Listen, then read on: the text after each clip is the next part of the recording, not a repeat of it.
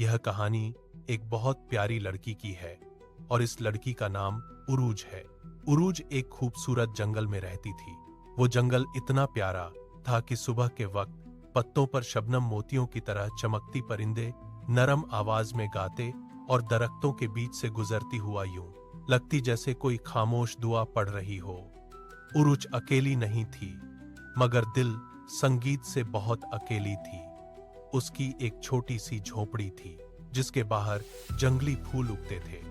वो हर सुबह फूलों को पानी देती, खुश लकड़ियां चुनती और शाम को दरिया किनारे बैठकर आसमान देखती। इसकी जिंदगी पुरस्कून थी, मगर उसके दिल में एक अजीब सी ख्वाहिश छुपी थी। उसे हमेशा लगता था कि कोई चीज उसकी अपनी हो जिससे वह अपनी ख्वाहिशात का इजहार कर सके।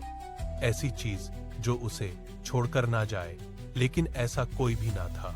एक दिन जब सूरज जंगल के पीछे डूब रहा था और आसमान नौरंगी हो चुका था, उरूज ने अचानक देखा कि एक बूढ़ा जादूगर दरख्तों के दरमियान खड़ा है। उसकी लंबी सफेद दाढ़ी थी, हाथ में लकड़ी का असा था और आंखें ऐसी खामोश थी जैसे वो इंसान के दिल की आवाज भी सुन सकता हो। जादूगर ने उरू से पूछा, ए जंगल की लड़की, तुम्हारी सबसे बड़ी ख्वाहिश क्या है? उरूज घबरा गई। आप कौन हैं? जादूगर मुस्कुराया, मैं वो हूं जो दिल की ख्वाहिश सुन लेता है। बताओ तुम क्या चाहती हो?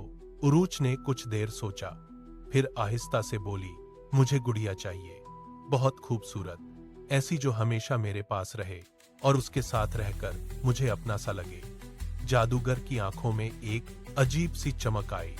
उसने अपनी चादर के अंदर हाथ डाला और एक निहायत खूबसूरत शीशे की गुड़िया निकाली।